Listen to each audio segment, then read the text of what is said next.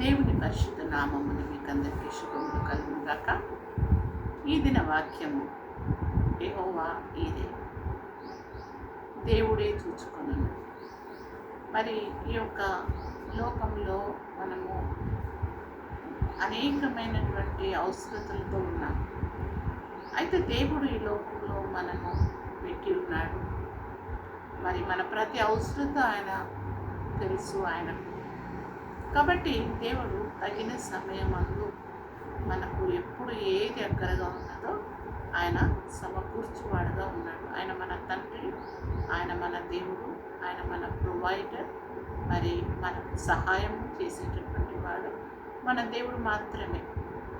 మరి ఈ లోకంలో అనేకులము మరి అనేకమైనటువంటి అవసరతలు కలిగి ఉన్నారు. ఈ అవసరతల కొరకు మరి మనము ఏమేమో చేస్తూ ఉంటాం, ఎక్కడో మనం వెళ్తూ ఉంటాం, ఆలోచన చేస్తాం, చింతిస్తూ ఉంటాం. కానీ దేవుని యొక్క వాక్యం సెలవిస్తుంది, మరి చింతించొద్దు అంటున్నాడు దేవుడు. మరి ఆయన మనం నమ్మకం మాత్రం ఉంచాలి, చింత పెట్టుకోవద్దు, కానీ విశ్వాసం మనం కలిగి ఉండాలని దేవుని వాక్యం సెలవిస్తుంది.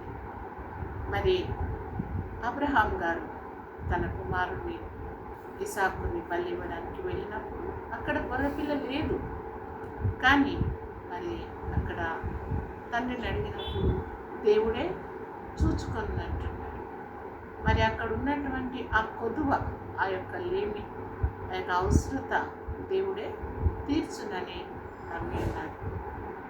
మరి దావీదు కూడా అంటున్నాడు, యెహోవా నా కాపరి, నాకు లేమి కలగదు అని. నాకు తక్కువ అనేది ఏది కూడా లేదు.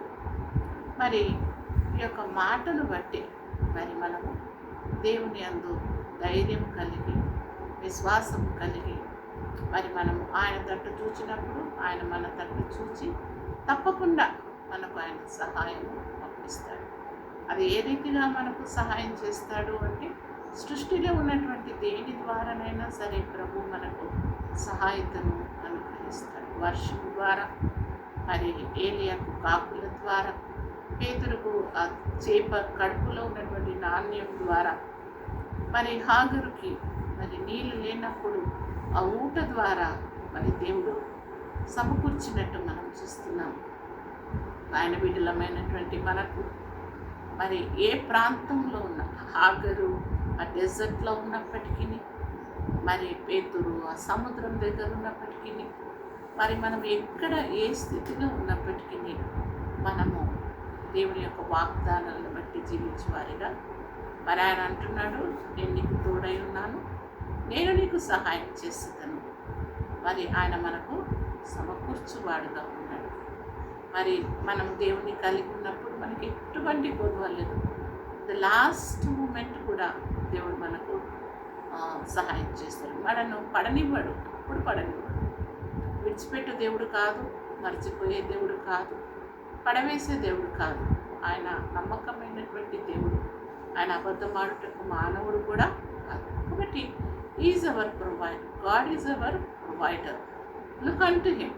ఆయన తట్టు మనం కనులెత్తి చూసి, ప్రభువా మరి నాకు ఇది ఒక్కరగా ఉన్నది, నాకు అవసరతగా ఉన్నది, నాకు సమకూర్చుము, నాకు సహాయం చేయమని దేవుని మనం పట్టుదలతో నిజంగా మరి మనము ఆయన మీదనే విశ్వాసం ఉంచి మొరపెట్టినప్పుడు దేవుడు తప్పకుండా మన ప్రతి అవసరత తన సమృద్ధిలో నుండి సమకూరుస్తానంటున్నాడు. ఆయన తీర్చలేనటువంటి వాడు కాదు, ఆయన బలహీనుడు కాదు, బలహీనులకు బలం ఇచ్చేవాడు.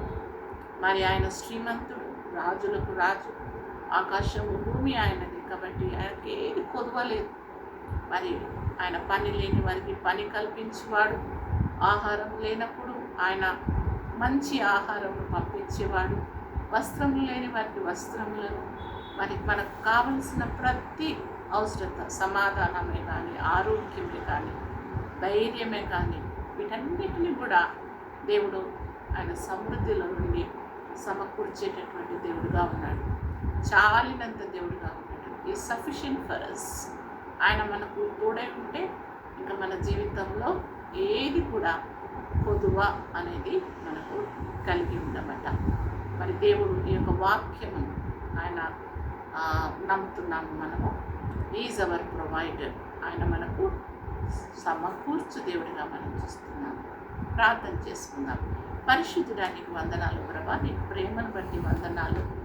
నమ్మదగినటువంటి దేవుడు ప్రభా, బలమైనటువంటి దేవుడు, మాకు సహాయం చేసే దేవుడు, మాకు సమకూర్చే దేవుడుగా ఉన్నాము. మా ప్రతి అవసరత, మా దేశంలో, మా రాష్ట్రాలలో, కుటుంబాలలో, మరి ప్రభా ఇతర దేశాలలో ప్రభా, మరి లోకమంతటికీ కూడా సృష్టి యావత్తుకు నీవు ఆహారమునిచ్చు దేవుడు ప్రభా, ఐశ్వర్యమునిచ్చు దేవుడు, మరి సమకూర్చే దేవుడుగా ఉన్నందుకు నీకు స్తోత్రము.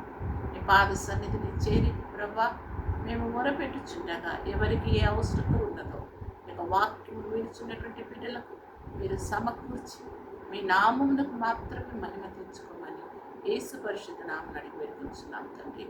ఆమేన్.